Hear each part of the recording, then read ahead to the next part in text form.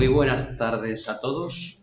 Sean bienvenidos a esta segunda sesión de este curso de filosofía en el que estamos tratando de un tema amplio. Este tema que está aquí ya pues figura como título, la relación entre el cuerpo, la psique y el espíritu. Bien, pues en este mundo en el que nos encontramos, en este mundo terrenal, advertimos la presencia de un viviente corpóreo cuyo psiquismo, y ahora recordaré lo que es ese psiquismo, esa capacidad que tiene la persona de percibir la realidad, de sentir el propio cuerpo y sentir la realidad, y además tiene la capacidad de desear, y luego ese psiquismo se eleva y supera con creces por sus capacidades al resto de los vivientes más desarrollados.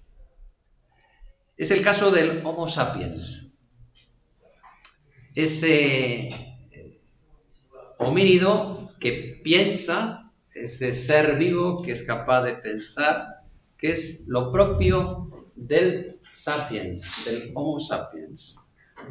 Está dotado de un psiquismo que excede a los demás, todos los demás seres vivos con psiquismo, todos los animales, por su capacidad de cultura. Y la cultura es ciertamente la nota característica del sapiens, que si bien está infradotado por sus condiciones corpóreas, ahora explicaré esto, está superdotado por sus dotes intelectuales, comunicativas y sociales, ¿no? Vamos a ir poquito a poco avanzando en toda esta temática, ¿no? Aristóteles, ¿cómo describe el ser humano, el hombre? Hace una definición descriptiva y dice que es aquel ser vivo que habla, el único ser vivo, el único animal, podemos decir, que habla, que además piensa, pues claro, si no pensara no podría hablar, y que además socializa y organiza lo que es la sociabilidad cívica, es decir, que somos personas cívicas que convivimos civilmente, es decir, formamos una polis. Así que el hombre es el animal, dice Aristóteles, el logisticón son, el animal que piensa, el animal que habla y el animal que convive civilmente. Es el politicón son, aquel que es un ser político, en el sentido de que construye una sociedad política, ¿no? Pues, siguiendo esta descripción, yo querría destacar un aspecto que seguramente vio Aristóteles y trabajó, y él habló de él, que es lo propio del hombre está en sus manos. Esta es la primera idea que querría destacar. Y lo que a lo largo de esta sesión vamos a ver es la importancia que tiene la mano para el Homo sapiens, las manos. Porque el hombre, podríamos decir, o podríamos definir, es el animal con manos. Unas manos que le permiten desarrollar la inteligencia, esa inteligencia técnica, que podemos llamar inteligencia técnica, y la producción tecnológica. El hombre es el animal que emplea medios para fines, y eso es precisamente las manos. Las manos es lo que nos permite desarrollar la técnica. ¿Con las manos qué hacemos? Con las manos hacemos todo. Por medio de las manos fabricamos de todo. Y esos objetos que fabricamos son los objetos que usamos con nuestras manos precisamente para poder vivir como hombres. El hombre es el animal que emplea medios para lograr fines. Eso es lo característico de aquel ser vivo que llamamos Homo sapiens. Los medios para los fines. El animal no. El animal lo que hace es que si encuentro algo que me apetece y que me gusta, voy detrás de ello y me sacio.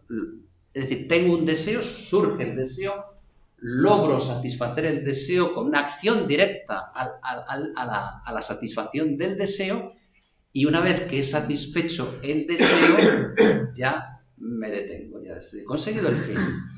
El hombre no. El hombre es aquel que es capaz de pensar en medios para lograr fines que vendrán después. E invertir en medios para luego, con esos medios, alcanzar esos otros fines que el hombre ha diseñado previamente. Es decir, el hombre es el animal que trabaja, porque trabajar es disponer de medios para alcanzar fines. Y todo eso el hombre lo hace con sus manos, de entrada con sus manos, porque tiene manos. Al trabajar, el hombre se desarrolla humanamente. Fíjense ustedes que trabajar es aprender a trabajar mejor. Y si trabajamos es porque estamos aprendiendo. El trabajo es una fuente infinita de aprendizaje. Y trabajamos para aprender. Y aprendemos trabajando. Y eso, precisamente, el aprender es lo propio del Homo sapiens, que trabajando aprende y trabaja mejor, y usa mejor sus manos. Y entonces se produce una especie de fenómeno, de círculo virtuoso, de círculo por el que el hombre va adquiriendo a su vez aprendizaje, que es adquisición de hábitos.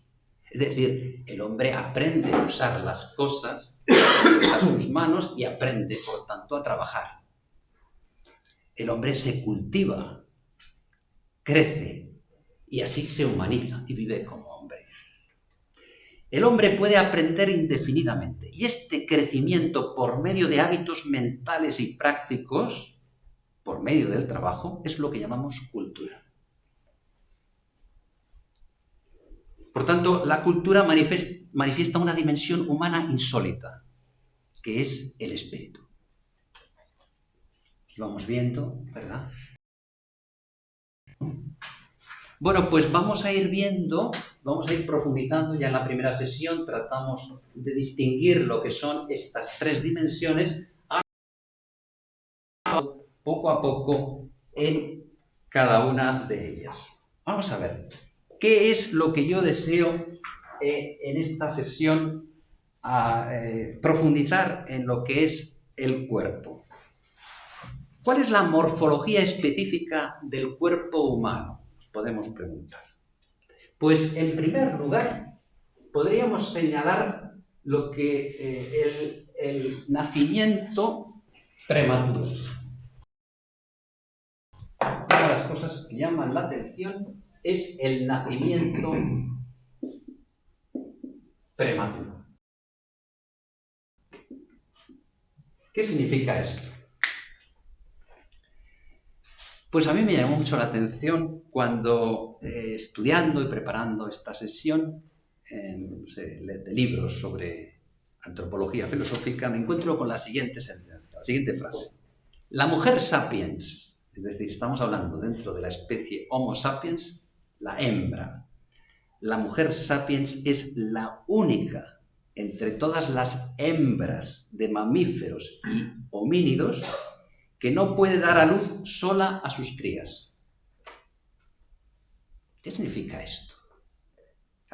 Todas las hembras de mamíferos, de homínidos, son capaces de dar a luz ellas solas. En cambio, el nacimiento humano es un acto que requiere la ayuda de un tercero.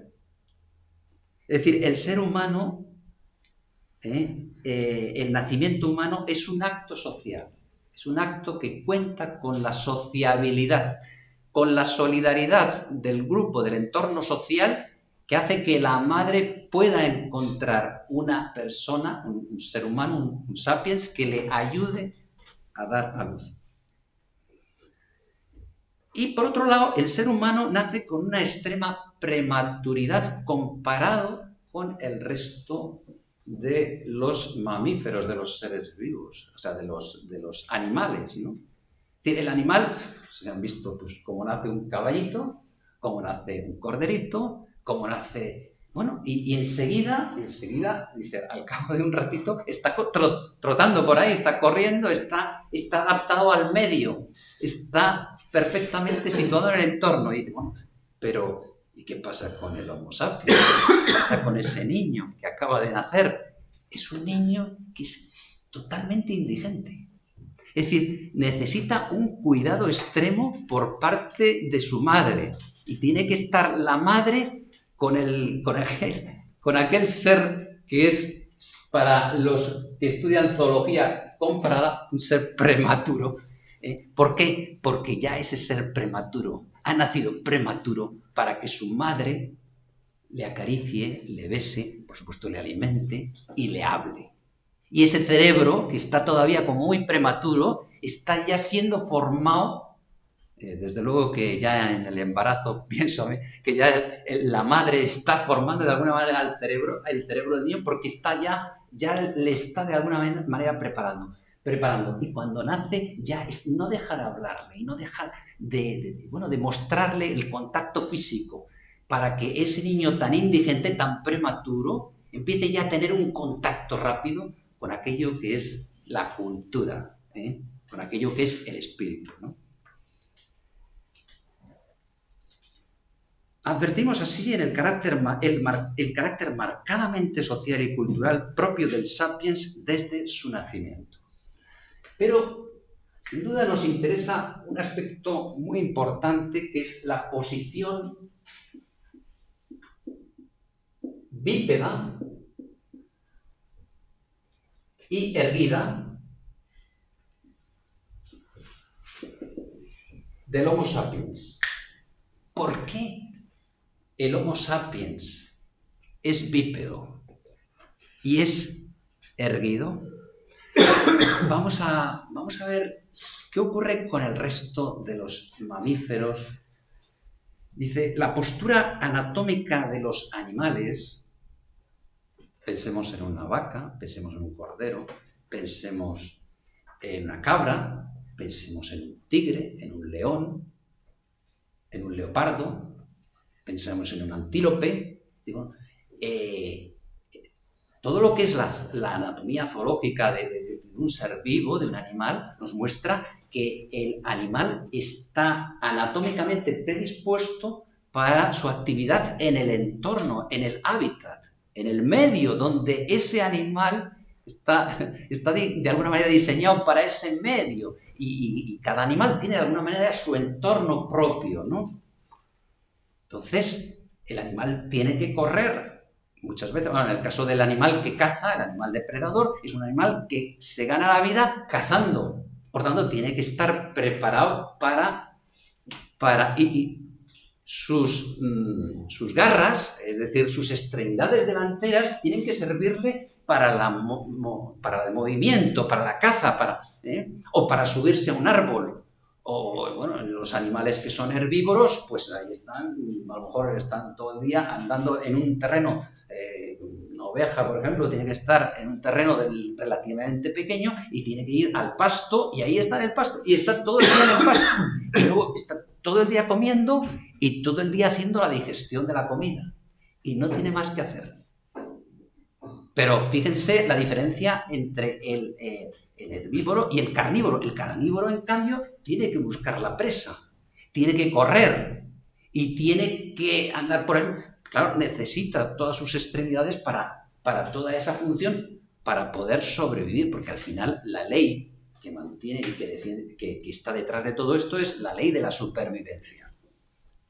Pero aquí tenemos la originalidad corporal humana estriba en la posición bípeda y erguida, con lo cual esta es una posición que le pone en inferioridad de condiciones respecto a esos animales de los que se tiene que alimentar por medio de la caza.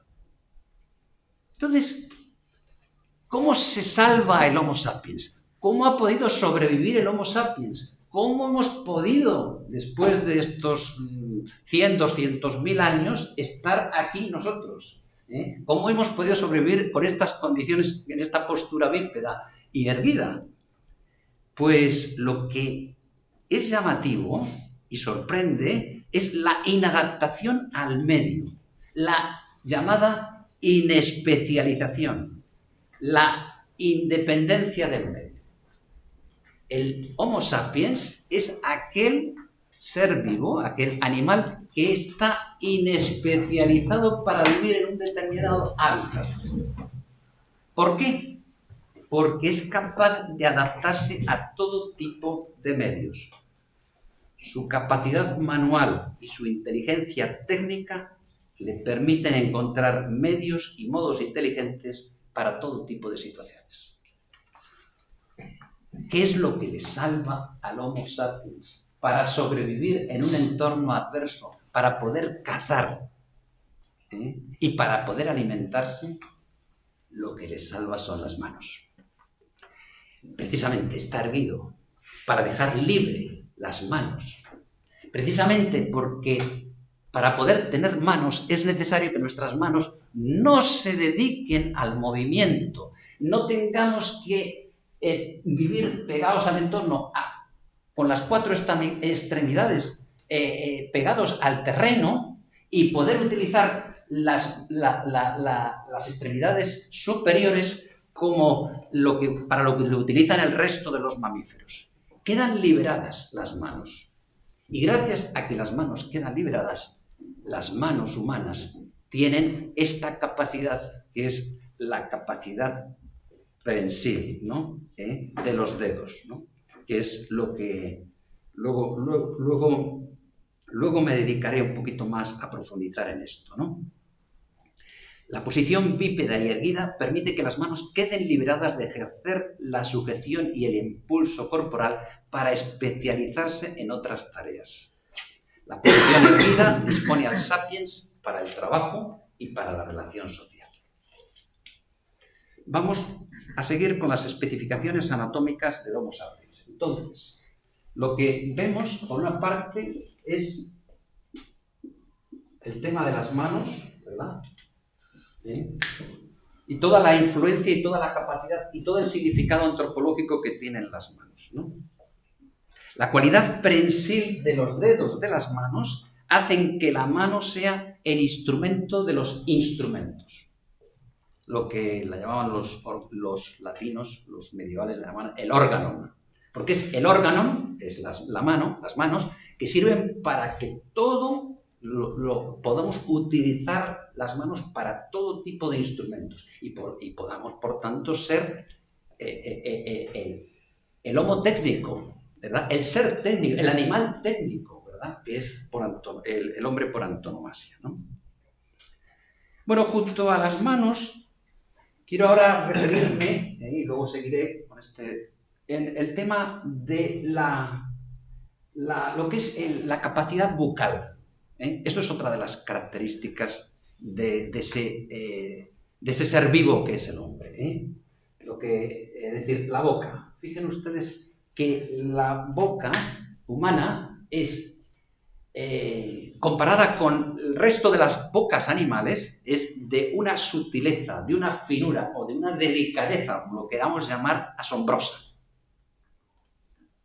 En los animales, un perro, un gato, un felino, un tigre, un leopardo, un león, tienen unos colmillos asombrosos. ¿Por qué? Porque esos animales tienen que cazar con la boca, tienen que desgarrar la carne con la boca y tienen que masticar una carne cruda, por lo cual necesitan una boca, ¿verdad? Porque es que o tienes esa boca o te mueres de hambre.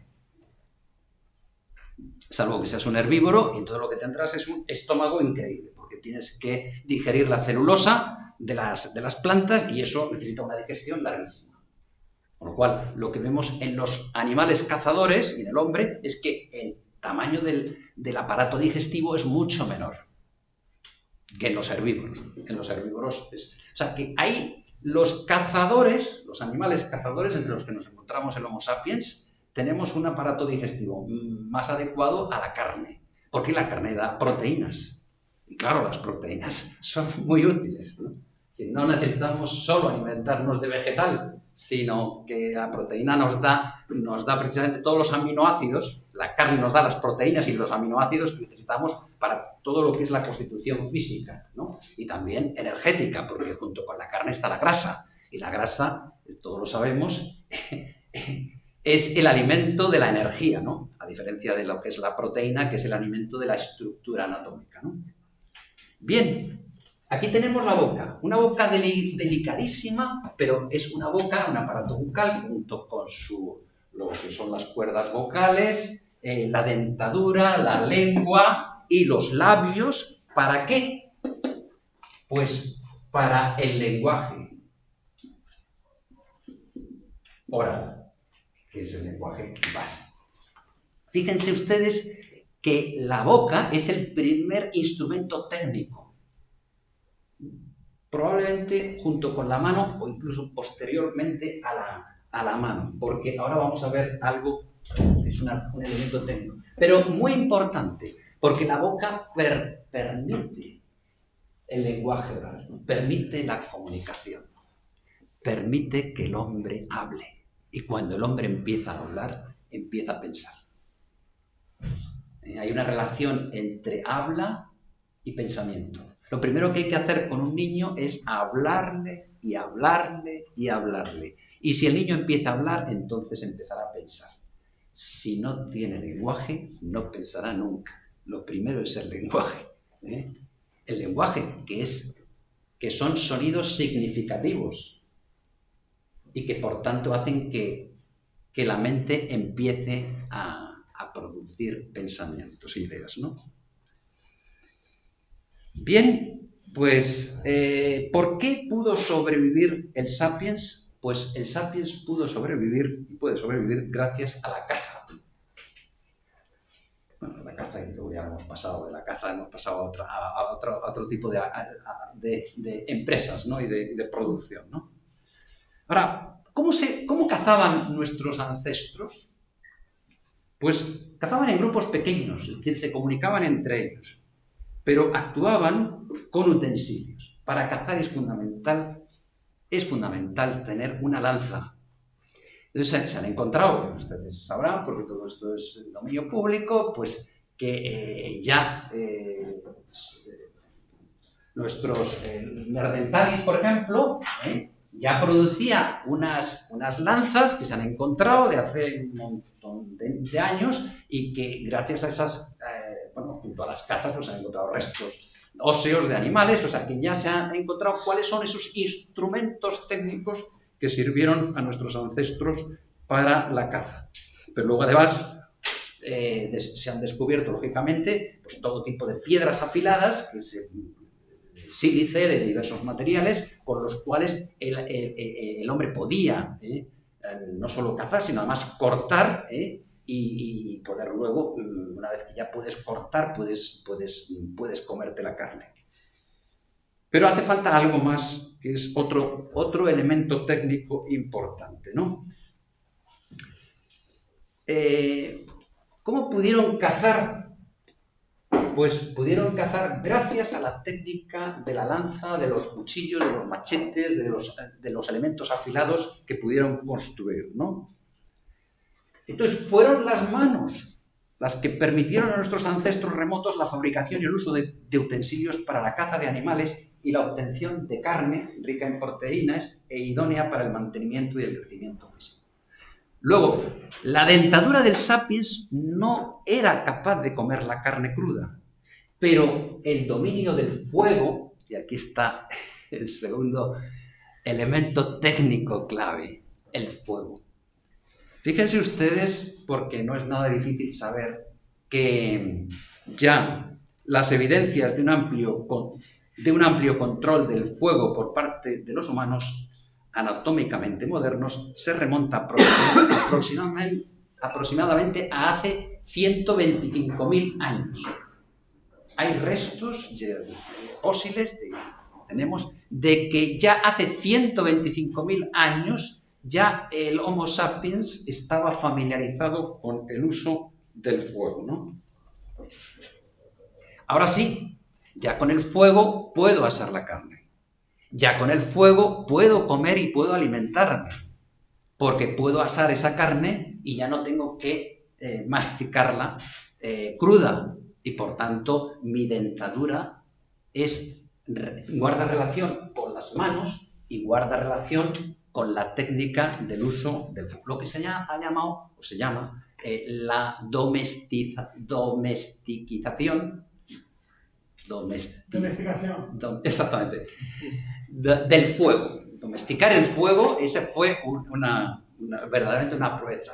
Quizás fue el primer invento, por decirlo de alguna manera, el primer uso, la manera de usar el fuego para mi servicio. Y así se calentaba el hogar. Y bueno, hogar precisamente es la palabra que está derivada de eso, del lugar donde está el fuego, ¿no? Y en torno al fuego se vivía, bueno, nuestros abuelos en el hogar, en el fuego, en torno al fuego, se vive, se calienta la casa y se puede hacer la comida, y se está haciendo la comida. Entonces, es lo mismo, lo que calienta la casa, lo que hace que toda la familia se junte es el fuego doméstico, que se ha hecho que se ha domesticado.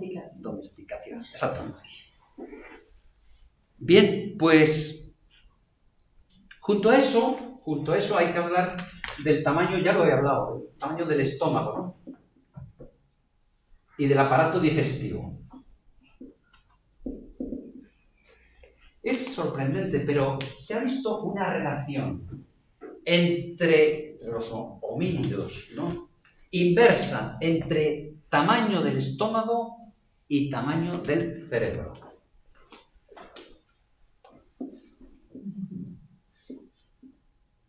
El tamaño del cerebro. ¿Qué ocurre? La energía metabólica que tiene el hombre y que tiene que dedicar al estómago es enorme cuando tenemos un estómago que se dedica a la digestión como herbívoro.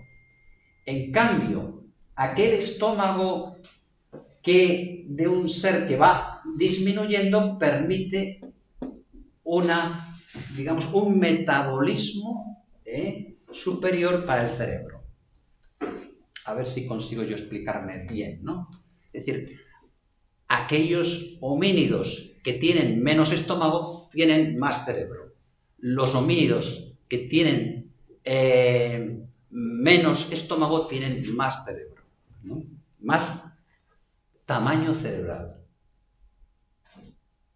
Claro, uno dice, bueno, aquí tenemos el cerebro, tenemos las manos, tenemos tenemos la inteligencia, tenemos las manos para usar la técnica. Aquí empiezan no sé si se van dando cuenta de cómo hay todo un conjunto de piezas del puzzle que tienen que ir encajando poco a poco, ¿no? Y el desarrollo del cerebro, esta es la única imagen que yo hubiera proyectado, pero bueno, para evitar un poco de lío de proyector, es la curva que marca los homínidos más antiguos. Fíjense ustedes que estamos hablando de homínidos que tienen un cerebro de medio litro de tamaño. Cuando el Homo habilis, estamos hablando de 2 millones, hace 2 millones, estamos hablando de un cerebro que tiene poco más de medio litro de volumen. Pero ya enseguida sube al Homo erectus, que está hace 1 millón de años, ¿verdad?, que ya está pasando a 1 litro el cerebro. Hasta el Homo sapiens, que se sitúa en 1,5 litros aproximadamente, ¿no? El Homo neanderthalis está también muy cercano, ya muy cerca de nuestra era actual, ¿no? Es decir, ha habido digamos, una línea ascendente enorme de crecimiento del cerebro y de progresiva también disminución del aparato digestivo. ¿Qué significa esto? ¿Y qué ha pasado con las manos entre medias? ¿Y qué ha pasado con toda la capacidad técnica? Pues ustedes lo pueden deducir. Hemos ido poco a poco, hasta llegar a la situación en la que estamos, hemos ido pasando por una serie de estados de evolución del ser humano hasta el sapiens del que formamos parte, en el que ha ido desarrollándose todo esto de lo que estamos hablando y todas las capacidades a las que nos referimos, ¿no? Bien, pues el mayor tamaño del cerebro es correlativo con la inteligencia del sapiens, que se manifiesta mediante el lenguaje, la comunicación, la organización grupal, la técnica de la caza y la posterior industria agropecuaria y todo lo que es el desarrollo de la cultura. Bien, pues aquí voy a dejar todo esto para pasar ahora a algún aspecto de la psique y luego referirnos al espíritu. De la psique, si se acuerdan, en la otra clase lo que hablamos fue de el psiquismo básico es la sensación. Es la sensación del propio cuerpo. ¿Cómo estás? ¿Qué sensación tienes del cuerpo? Pues bien, yo ahora mismo lo que tengo es una sensación de ser, y gracias a que esta organización, pues puedo sobrevivir, ¿no? Con permiso. Pues la primera forma psíquica básica es por tanto, es la sensación corporal, ¿no? Después mencionamos los sentimientos. También pasamos a las emociones y los impulsos. Luego tratamos también de la memoria. Eso es un capítulo aparte, porque eso tiene una importancia antropológica vital. Y la imaginación, que también. Sin imaginación seguramente no habría tecnología, ¿no? Pero hoy querría yo referirme a un concepto que quizá desde el punto de vista psicológico es poco técnico, pero sin embargo en el lenguaje habitual es muy usado, que son las apetencias. Las apetencias psíquicas. ¿Por qué hacemos las cosas?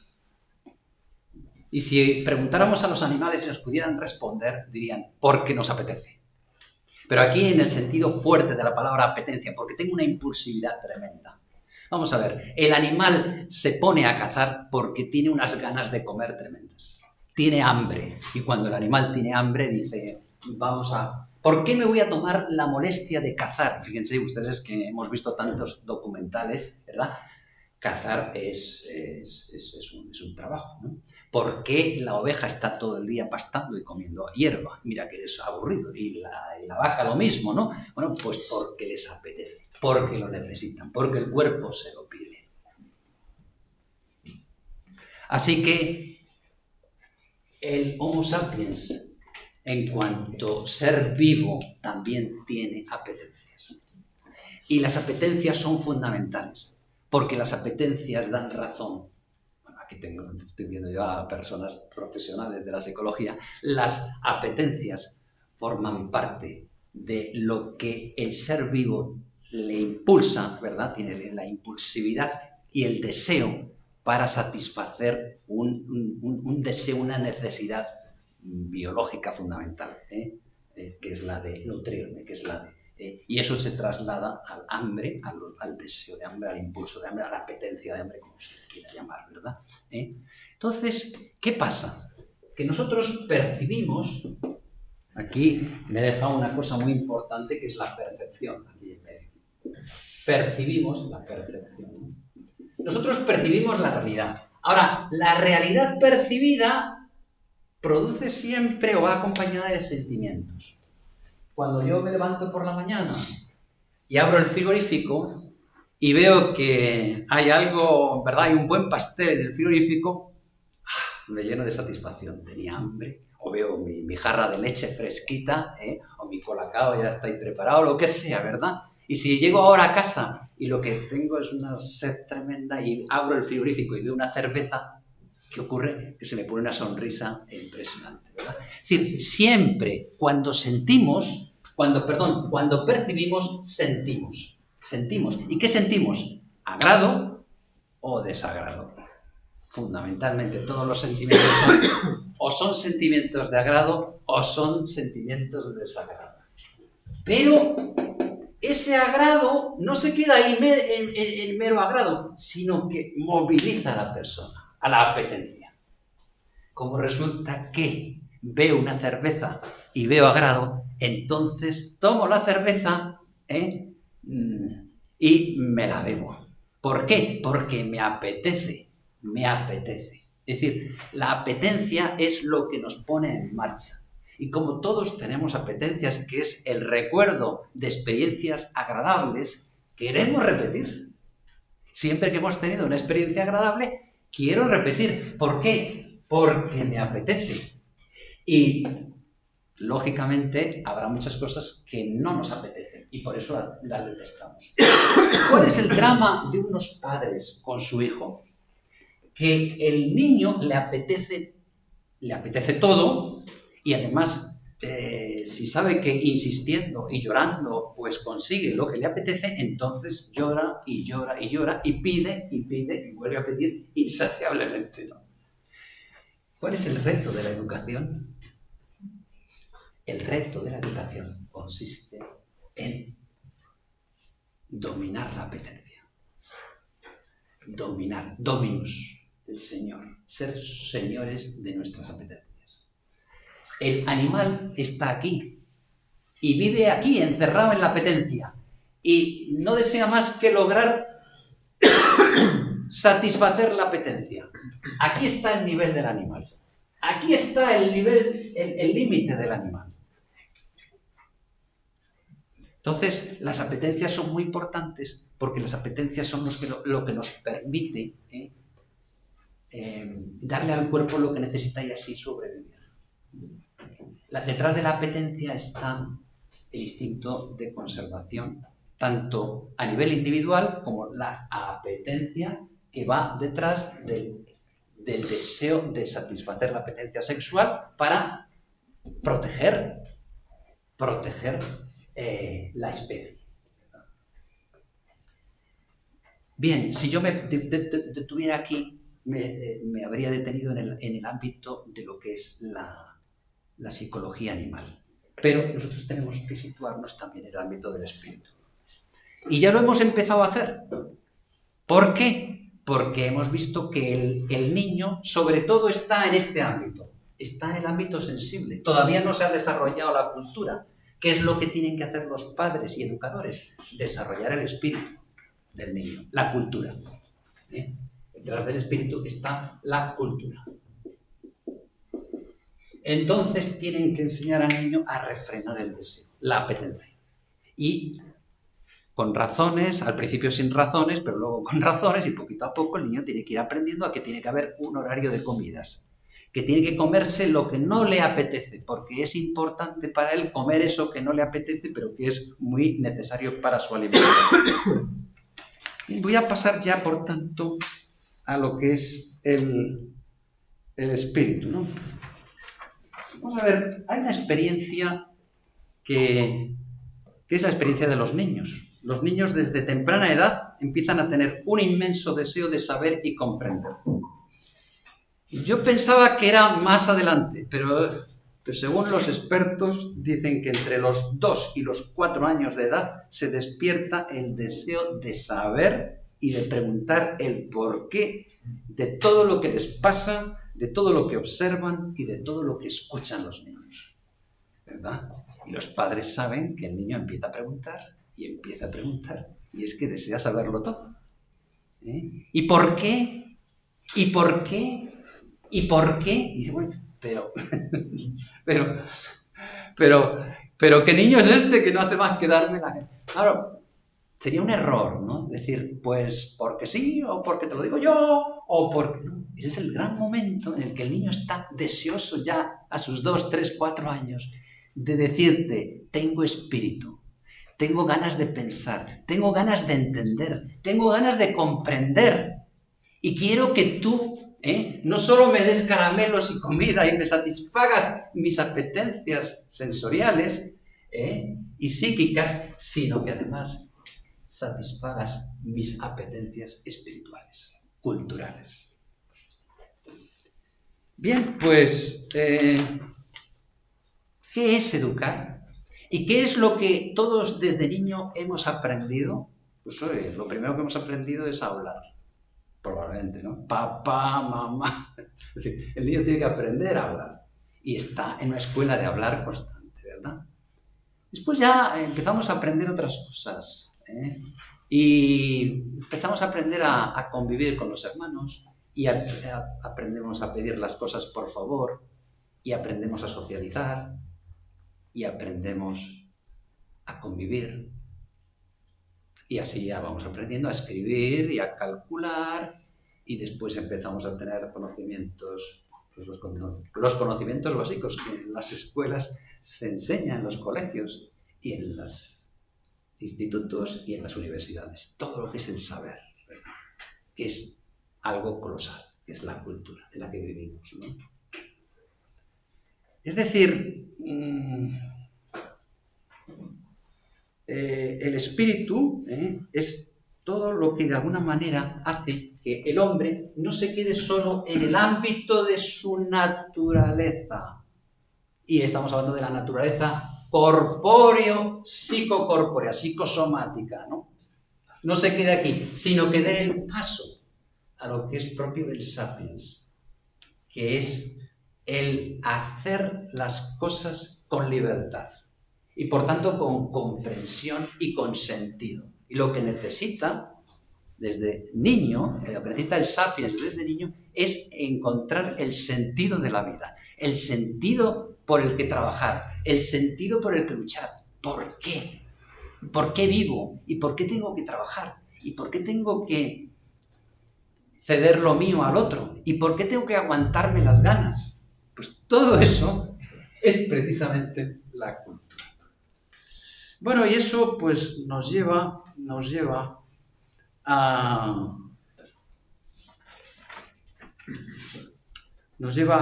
la noción de espíritu, con lo que yo quería terminar esta sesión.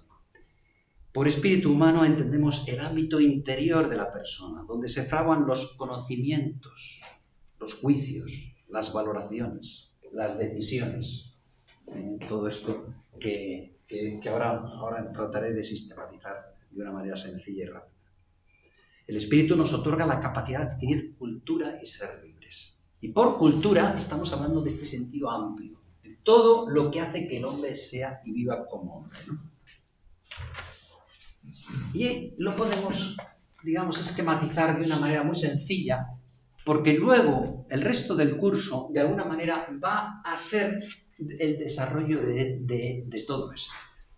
¿Cómo se desarrolla la cultura humana? Desde el punto de vista antropológico. Es una antropología cultural lo que tratamos de hacer a lo largo de este curso. Yo ya les dije que este curso tenía que servir para que pudiéramos elaborar cada uno de nosotros y revisar el propio proyecto de vida. Y la cultura es lo que me ayuda a construir un proyecto de vida. Pues miren, podremos citar pensamientos, reflexiones. Es que no lo voy a escribir porque si no ya nos pasamos de... Pero bueno, ustedes lo copian o yo se lo paso de cualquier... Porque esto además lo vamos a trabajar con ideas, opiniones, conocimientos, operaciones lógicas. Fíjense, la guerra que nos han dado a aprender las matemáticas, ¿verdad? Las operaciones lógicas, sumar, restar, multiplicar, dividir, integrar, derivar, en fin, todo lo que... El teorema de Pitágoras, ¿no? Todo eso ha sido invenciones humanas. ¿A base de qué? A A base de comparar números, a base de comparar proporciones, se hacen las matemáticas, ¿no? Con las matemáticas luego se hace de todo, ¿no? El discurso científico. ¿Qué es el discurso científico? Primero la observación. Yo observo, yo experimento, uso técnicas de experimentación, hago hipótesis, construyo teorías y compruebo si esas teorías sirven. Y así se desarrolla la ciencia. Bueno, además, algo muy importante, ya les cité la otra vez a Hannah Arendt, que dice que además de pensamiento, Arendt señala el juicio. Juicio es la segunda gran actividad del espíritu, según esta filósofa del siglo XX, ¿no? De lo mejor que hemos tenido en la filosofía del siglo XX, ¿no? Juicios, valoraciones, apreciaciones de carácter ético, de carácter estético. Luego podríamos mencionar también, como algo propio del espíritu, los actos propios de la imaginación creativa. La composición de relatos de tipo épico, lírico, dramático. Bueno, ya el niño también es capaz de alguna manera de divertirse con un cuento y de alguna manera pues poder hacer también, crear un cuento, ¿no? Crear una narración imaginada, ¿no? La experiencia estética. La experiencia estética es lo bello, ¿no? Cuando vemos la naturaleza y la belleza de la naturaleza y nos quedamos asombrados. Qué paisaje tan bello, qué puesta de sol tan bonita, ¿no? Todo eso es el espíritu, que está ahí. La creatividad artística. Cómo nos gusta, ¿no? Dibujar y representar gráficamente, ¿no? Lo que vemos o lo que de alguna manera pensamos, ¿no? Luego todo el terreno de la invención, de la producción y el uso de la tecnología, pero también los actos de amor. Los actos de amor. Es un momento en el que todos hemos descubierto que tenemos un punto sensible que es ese tilín que uno siente cuando descubre la profundidad de una persona de la que siente algo especial, ¿no? El amor no es algo meramente sensible, aunque por supuesto que tiene una carga sensible también, pero todos tenemos experiencia de cómo podemos querer a una persona hasta dar la vida por ella si hace falta. Yo te quiero a morir. Y cuando un hombre se enamora de una mujer o una mujer se enamora de un hombre y se quieren para siempre y se aman con una fuerza que no es meramente sensible, que proviene del espíritu y se desarrolla culturalmente. El amor espiritual, el amor profundo de la persona, por la que un padre o una madre de familia están dispuestos a morirse por trabajar o por cuidar a los hijos y sacarlos adelante, ese amor es algo profundamente espiritual y que da un sentido, puede dar un sentido a la vida. Y, por supuesto, no quiero terminar sin la capacidad de proyectar, de proyectos. Ahí es donde me parece que de una manera singular está el espíritu y la cultura.